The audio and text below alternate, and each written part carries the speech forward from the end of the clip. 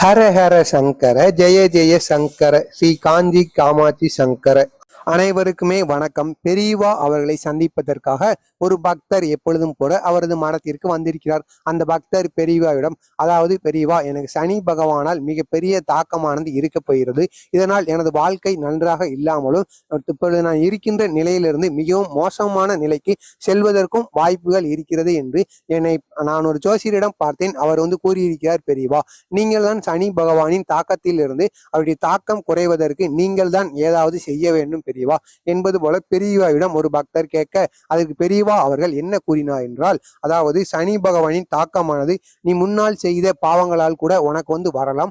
உனக்கு இந்த சனி பகவானால் தாக்கம் வருவதால் உனது வீட்டில் உள்ள அனைவருக்கு உடல்நிலை குறைபாடு போன்ற ஏதாவது ஒரு பிரச்சனைகள் நடக்கத்தான் செய்யும். அதிலிருந்து நீ தப்பிப்பதற்கு ஆஞ்சநேயர் கோவிலுக்கு சென்று இதை நீ செய்து வா. இதனால் சனி பகவானின் தாக்கம் முழுமையாக குறையாது, இருந்தாலும் ஓரளவுக்கு குறைந்துவிடும் என்பது போல பெரியவா அவர்கள் கூறியிருக்கிறார்கள். அதை பற்றி தான் நாம் இந்த வீடியோவில் முழுமையாக காணப்போகிறோம். நம்ம சேனலுக்கு நீங்க புதிய பார்வையாளராக இருந்தீங்கன்னா சப்ஸ்கிரைப் பண்ணிட்டு பாருங்க.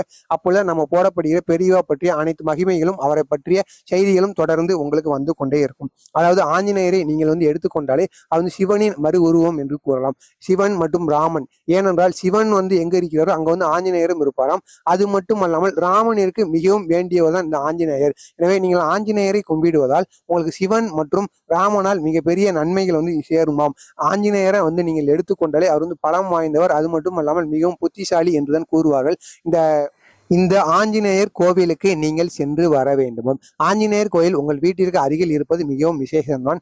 இருந்தாலும் இந்த பஞ்சமுக ஆஞ்சநேயர் என்று கூறுவார்கள் அல்லவா, அந்த ஆஞ்சநேயர் கோவிலுக்கு நீங்கள் சென்று ஜெய் ஆஞ்சநேயா போன்ற மந்திரங்களையும் அது மட்டுமல்லாமல் ஆஞ்சநேயருக்கு என்னென்ன மந்திரங்கள் இருக்கிறதோ அது அனைத்தையும் ஒரு புக்கு ஆண்டு இருக்கும். அதை அனைத்தையும் நீங்கள் வாங்கி ஆஞ்சநேயருக்கு முன்பு உட்கார்ந்து நீங்கள் பிரார்த்தனை செய்து வர வேண்டுமோ. முடிந்தால் ஆஞ்சநேயருக்கு வெற்றிலை மாலையும் நீங்கள் சூட்டி வரலாம். இவ்வளவு வெற்றிலை மாலையை நீங்கள் சூட்டி வருவதால் சனி பகவானின் தாக்கம் உங்களுக்கு அதிகமாகவே குறைவதற்கு வாய்ப்புகள் இருக்கிறது என்றும், அது மட்டுமல்லாமல் ஆஞ்சநேயர் கோவிலுக்கு செல்வதற்கான நாள் எந்த நாள் என்று நீங்கள் கேட்டீர்கள் என்றால், வியாழன் மற்றும் சனிக்கிழமையில் நீங்கள் ஆஞ்சநேயர் சாமியை கும்பிடுவதற்கு செல்லலாமாங்க. மாலை நேரத்துல ஆஞ்சநேயரை நீங்கள் கும்பிட்டு சனி பகவானுக்கும் அது மட்டும் இல்லாமல் ஆஞ்சநேயருக்கு நீங்க நெய் தீபத்தை வாரம் ஒரு முறை, வியாழக்கிழமையோ சனிக்கிழமையோ உங்களால் என்ற நாள் என்று செல்ல முடியுமோ வாரம் ஒரு முறை என நீங்கள் 7 வாரங்கள் ஏற்றி வர வேண்டுமோ.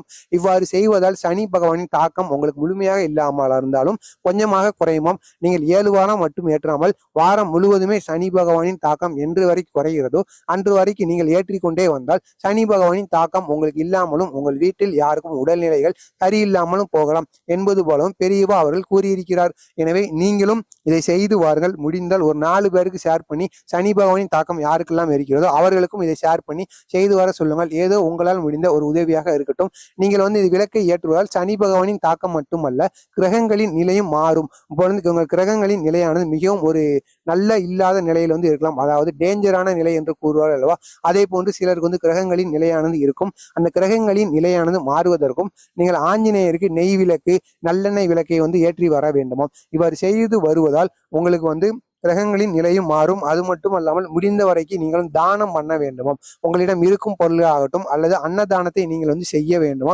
வாரத்திற்கு ஒரு முறை இந்த கோவிலுக்கு சென்று வருவீர்கள் அல்லவா, அப்பொழுது நீங்கள் முடிந்த வரைக்கும் கோவிலிருந்து வீட்டிற்கு வருவதற்குள்ளேயே யாருக்காவது நீங்கள் தானத்தை செய்து வர வேண்டுமோ. இவ்வாறு தானத்தை செய்து வருவதால் உங்களுக்கு சனி பகவானின் தாக்கங்களும் கிரகங்களின் நிலையும் மாறும். அதில் என்ற மாற்று கருத்தும் இல்லை என்பது போல பெரியவா அவரை சந்திக்க வந்த பக்தரிடம் கூறியிருக்கிறார். எனவே நீங்களும் சனி பகவானின் தாக்கம் மற்றும் அதிலிருந்து தப்பிக்க வேண்டும் என்றால், கிரகங்களின் நிலை மாற வேண்டும் என்றால் மறக்காமல் நீங்களும் இந்த ஒரு செயலை வாரத்திற்கு ஒரு முறை ஆஞ்சநேயர் கோயிலுக்கு சென்று செய்து வாருங்கள்.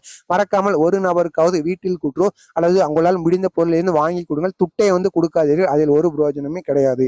மறக்காம நம்ம சேனலுக்கு இந்த கோவிலுக்கு சென்று வருவீர்கள் அல்லவா, அப்பொழுது நீங்கள் முடிந்த வரைக்கும் கோவிலிருந்து வீட்டிற்கு வருவதற்குள்ளேயே யாருக்காவது நீங்கள் தானத்தை செய்து வர வேண்டும். இவ்வாறு தானத்தை செய்து வருவதால் உங்களுக்கு சனி பகவானின் தாக்கங்களும் கிரகங்களின் நிலையும் மாறும். அதில் என்ற மாற்று கருத்தும் இல்லை என்பது போல பெரியவா அவரை